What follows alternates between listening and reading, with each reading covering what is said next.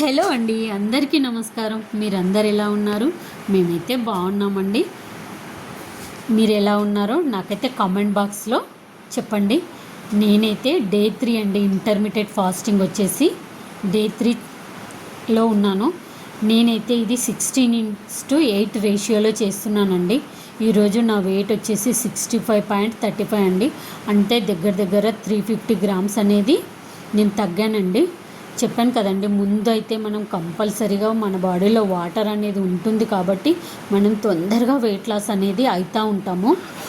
చూద్దామండి ముందు ఏ విధంగా ఎంత వెయిట్ అనేది నేను తగ్గుతూ ఉంటానో మీరు కూడా నాతో పాటు చూసేయండి. ఓకేనా ఫ్రెండ్స్?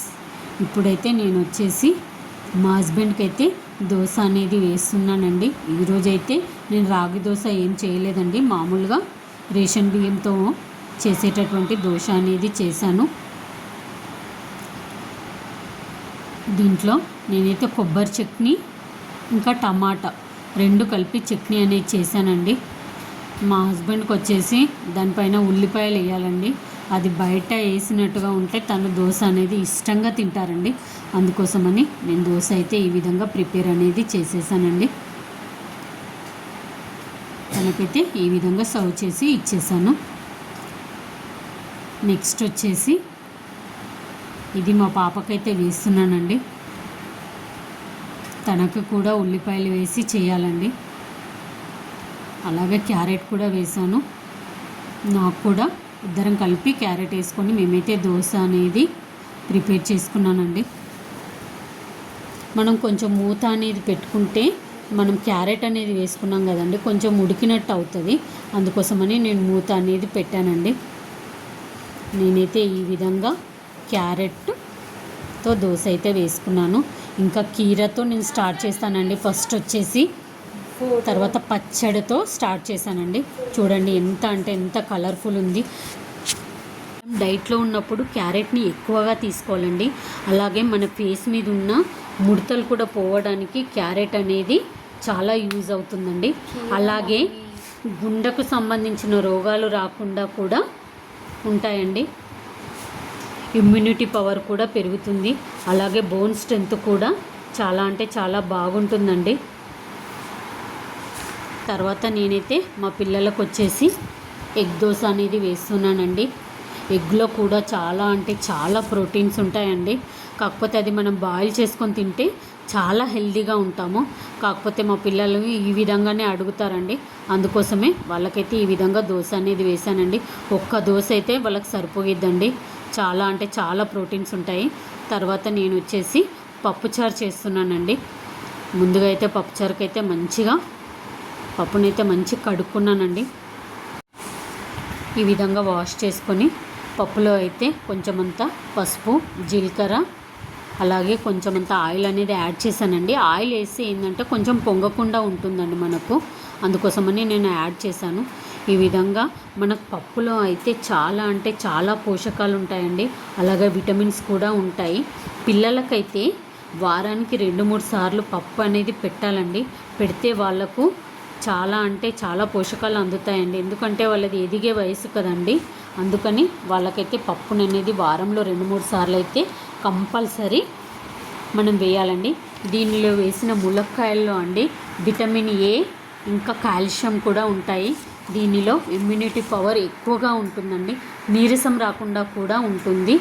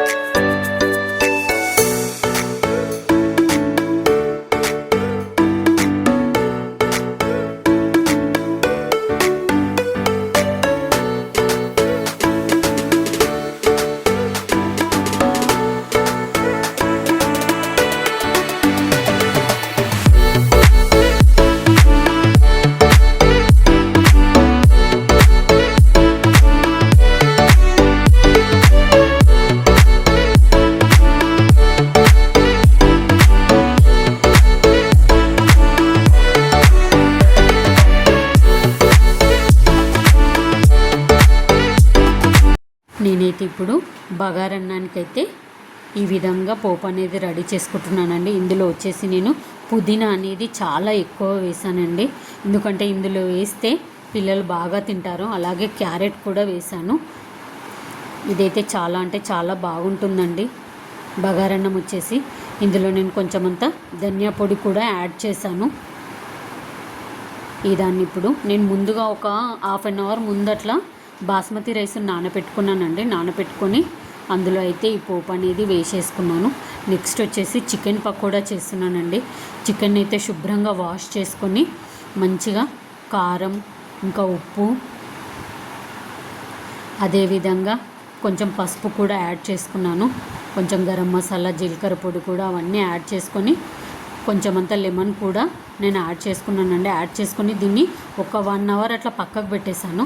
పక్కకు పెట్టేసిన తర్వాత దీంట్లోకి ఒక టేబుల్ స్పూన్ అంతా బియ్యం పిండి, అలాగే శనగపిండిని కూడా యాడ్ చేశాను. అలాగే సాఫ్రాన్ కూడా వేసానండి, కొంచెం కలర్ రావడానికి, టేస్ట్ కూడా చాలా బాగుంటుందని సాఫ్రాన్ అయితే యాడ్ చేశాను. చికెన్లో అయితే మనకు చాలా అంటే చాలా ప్రోటీన్ వస్తుందండి. ఇది మన కండపుష్టి పెరగడానికి కూడా మనకు యూజ్ అవుతుందండి. అలాగే నొప్పుల నుండి కూడా మంచి ఉపశమనం అనేది కలుగుతుందండి. ఇందులో బి కాంప్లెక్స్ అనే విటమిన్ ఉంటుంది. దీంట్లో తక్కువ కొవ్వు ఉంటుందండి. అలాగే మనకు తక్కువ కొవ్వు రావాలి అని అనుకుంటే స్కిన్లెస్ చికెన్ అనేది తీసుకోవాలండి. దీనిలో సెలీనియం అనేది అధికంగా ఉంటుందండి. దీనివల్ల మనకు కీళ్ళ నొప్పులు అనేటివి తగ్గుతాయండి. ఇమ్యూనిటీ పవర్ కూడా పెరుగుతుందండి. తక్కువ మొత్తంలో ఫ్యాట్, ఎక్కువ మొత్తంలో ప్రోటీన్స్ అయితే ఉంటాయండి. నేను వచ్చేసి ఇప్పుడు ఒక కప్ ఆఫ్ బాస్మతి రైస్ తీసుకున్నానండి. ఫుల్ క్యారెట్ వేసుకున్నాను. అలాగే కీరా, ఇంకొచ్చేసి ములక్కాయలు, దోసకాయ అన్నీ వేసి నేనైతే సాంబార్ చేసుకున్నాను. ఈ పాలకూర ఉల్లికారం రెసిపీ మీకు కావాలి అని అనుకుంటే కనుక షార్ట్ వీడియో చూడండి. షార్ట్ వీడియోలో నేను ఎలా చేశాను అనేది మీకు చెప్తానండి. పాలకూర అయితే మనకు బరువు తగ్గడానికి చాలా అంటే చాలా యూజ్ అవుతుందండి. అలాగే ఎసిడిటీని కూడా తగ్గిస్తుంది. బోన్స్ అనేటివి చాలా చాలా స్ట్రాంగ్ అవుతాయండి. అలాగే మనం ఏ ఆకుకూర తిన్నా కూడా మనకు కంటి చూపు అనేది మెరుగవుతూ ఉందండి. ఈ విధంగా నేనైతే సండే పిల్లలతో కలిసి లంచ్ అనేది చేశానండి. ఈరోజు కొంచెం లేట్ అనేది అయ్యిందండి. చాలా అంటే చాలా బాగా వచ్చిందండి పప్పుచారు. నేను ఈరోజు షాప్ నుంచి వచ్చేసరికి చాలా అంటే చాలా లేట్ అయిందండి. అందుకే నేను హెవీ ఫుడ్ అనేది తీసుకోవట్లేదు. ఒక ఆరెంజ్ అనేది తీసుకున్నాను. అలాగే ఒక 3 పీసెస్ జామకాయ అనేది తీసుకున్నానండి. ఈ ఆరెంజ్లో వచ్చేసి సి విటమిన్ అనేది ఎక్కువగా ఉంటుందండి. మనకు ఏదైనా గ్యాస్ట్రిక్ ఇష్యూస్ ఉన్నా కానీ దీంతో అయితే మనకు తొలగిపోతాయండి. అలాగే మలబద్ధకం సమస్య ఉన్నా కానీ దీంతో అయితే చాలా అంటే చాలా తగ్గిపోతాయండి. ఈ విధంగా అయితే నా డిన్నర్ అయితే ఈరోజు 8 వరకు అన్ని కంప్లీట్ అయిపోయిందండి. మనం బరువు తగ్గాలనుకుంటే కంపల్సరీ ఆరెంజ్ అనేది మన డైట్లో అయితే మనం ఉంచుకోవాలండి. చాలా స్మూత్గా ఉంటుందండి దీనివల్ల చర్మం అనేది. అలాగే బ్లడ్లో ఉండే టాక్సిన్స్ అనేటివి బయటకైతే వెళ్ళిపోతాయండి. దీనిలో ఫైబర్ కంటెంట్ ఎక్కువగా ఉంటుందండి. దీనివల్ల కిడ్నీలో స్టోన్స్ అనేటివి పోతాయండి. అలాగే జామకాయ అండి, జామకాయలో అయితే ఇందులో లేనటువంటి విటమిన్ సి అనేది ఎక్కువగా ఉంటుందండి. అలాగే పొటాషియం కంటెంట్ కూడా చాలా ఎక్కువగా ఉంటుంది. ఎవరైతే హై బీపీతో బాధపడుతున్నారో వాళ్ళైతే ఈ జామ పండును తినటం వల్ల వాళ్ళకి హై బీపీ అనేది కంట్రోల్లోకి వస్తుందండి. అన్ని రకాల పోషకాలు అయితే ఈ జామకాయలో అయితే ఉంటాయండి. మనం బరువు తగ్గాలి అని అనుకున్నప్పుడు జామ పండునైతే కంపల్సరీ మనం తీసుకోవాలండి. అలాగే నా వీడియోస్ కనుక మీకు నచ్చుతున్నట్లయితే ప్లీజ్ నా ఛానల్ని సబ్స్క్రైబ్ చేసుకోండి. చాలామంది వ్యూస్ వస్తున్నాయండి, కాకపోతే ఎవ్వరూ సబ్స్క్రైబ్ చేసుకోవట్లేదు. ప్లీజ్ నా ఛానల్ని సబ్స్క్రైబ్ చేసుకోండి. అలాగే నాకు సపోర్ట్ అనేది ఇవ్వండి. నేనైతే పూజ అనేది చేసుకోవట్లేదండి, మీతో షేర్ చేసుకుంటున్నాను. నాకు పూజ చేయకపోతే ఏమీ తోచట్లేదండి. మేమైతే ఒక 20 డేస్ వరకు అయితే పూజ అనేది చేయొద్దండి. ఎందుకంటే మన ఆచారాలన్నింటినీ మనం పాటించాలండి. అందులో దీన్ని కూడా మనం పాటించాలండి. మీ ముందుకు త్వరలో పూజా వీడియోస్ తోటైతే నేను త్వరలో మీ ముందుకైతే వస్తానండి. ప్లీజ్ నా ఛానల్ని సబ్స్క్రైబ్ చేసుకోండి, అలాగే నాకు సపోర్ట్ చేయండి. నెక్స్ట్ వీడియో కోసం మీరు వెయిట్ చేస్తూ ఉండండి.